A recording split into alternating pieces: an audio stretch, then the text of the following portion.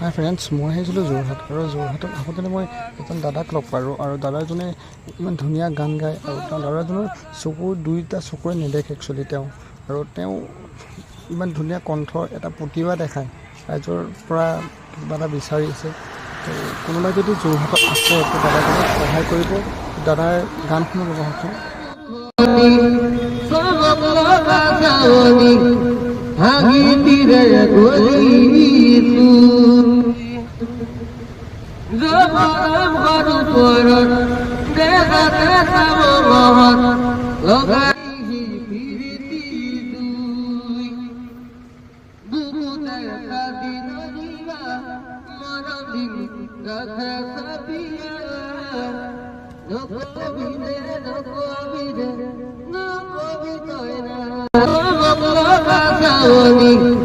Hagi tira goli